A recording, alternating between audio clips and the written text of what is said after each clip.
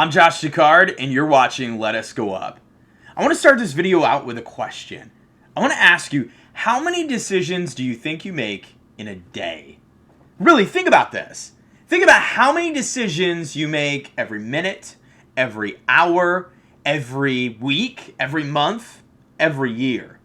Make no mistake, life is a collection of decisions. Sometimes we think decisions are small, and sometimes we think decisions are big. Every one of them is consequential. Every single decision pulls us in one direction or another. And truly, our lives are a collection of decisions.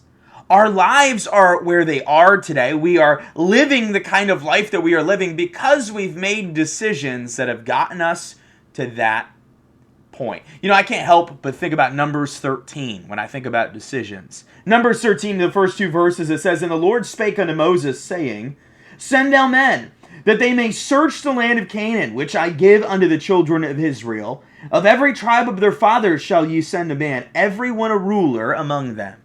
And so a ruler from every single tribe of Israel is sent in to spy out this promised land. The land that God says is flowing with milk and honey. The land that God promises the children of Israel. And so they go in. They go in to see this land and to see how it is. Let's jump forward to verse 23 here.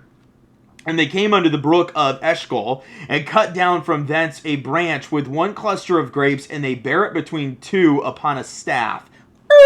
Stop right there. Think about that. This cluster of grapes is so big, so massive, that they have to bear it between two people on a staff. This cluster of grapes is so significant that it takes two men to carry it. This land is truly a land that is flowing with milk and honey, just as the Lord said it would be. "And they brought of the pomegranates and of the figs. And the place was called the brook Eshcol, because of the cluster of grapes which the children of Israel cut down from thence.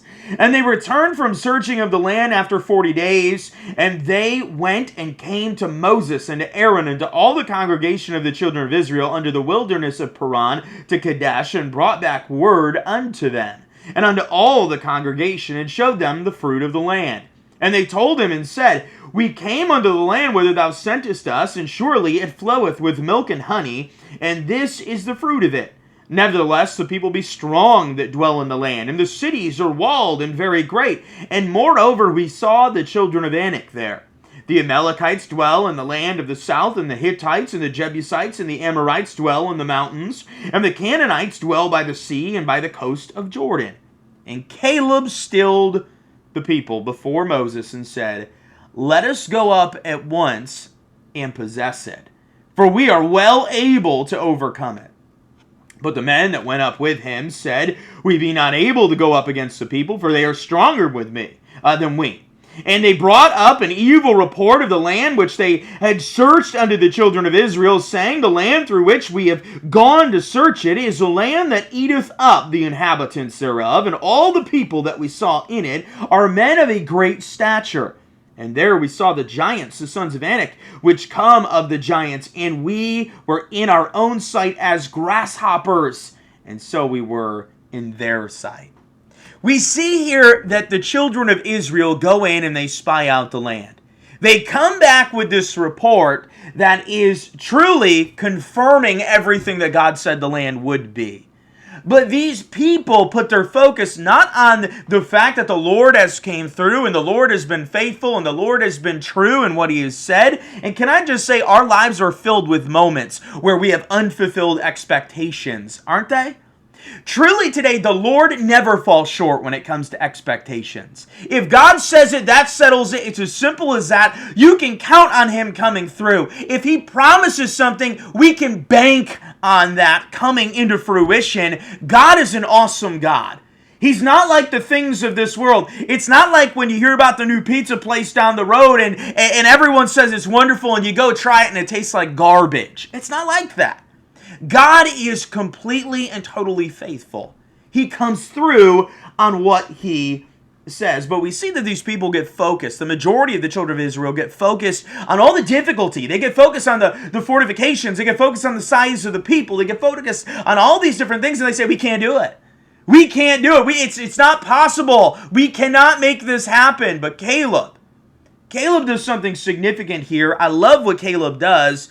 He says, let us go up and possess it. He says, we're well able. We can do it. We got God on our side. We can get this done. Let's move forward. Truly today, we need to be a people making decisions like Caleb. We need to be a people saying, you know what? I'm going to be on the Lord's side. You know what? I'm going to push forward. You know what? I'm going to do what God would have me to do in the midst of this situation. Can I tell you today that our lives so often are in a constant pursuit of convenience? They're in a constant pursuit of the easy road, the path of least resistance. I want you to know today that sometimes the path of least resistance is not the right path for you. Sometimes the easy road is not the right path for you. Ladies and gentlemen, the children of Israel are saying it's too difficult. There's way too many obstacles. There's way too many things against us. But Caleb says, let us go up. The majority says it's too difficult, it's not convenient, it's not what we feel like doing, but Caleb says, let us go up. The majority says the task is too big, the obstacle's too serious, the adversity too strong, but what does Caleb say? Caleb says, let us go up. Let us be a people who say, let us go up. We don't care about what's easy. We don't care about what we feel like doing even. Tell me that's not something that plagues Christians today. I don't feel like it. And so when it comes time for going to church, or when it comes time for reading our Bibles, or when it comes time to pray, well, we just do what we feel like doing. Can I tell you today, that is a garbage thought process. We need to be a people who are constantly making the decision to say, let us go up. We're going to go up. We're going to follow the Lord. We're going to do what the Lord would have us to do in this moment. You know, when you boil this decision that the children of Israel have here down to its most simple form, really you get to the place where you realize that these people are choosing between God and the flesh. They're choosing between thinking about going in and taking this promised land in their own flesh, with their own abilities and their own strength, going against these huge fortifications, going against these giants who are obviously warriors who are fighting each other. We see here in our passage that it says the inhabitants of the land are eaten up in this land. And what that is referring to is the fact that they're constantly at war, trying to have possession of that land. These people are warriors. In their own strength? No, they couldn't have done it. They should have ran the other way. But when they have God on their side, it makes all the difference.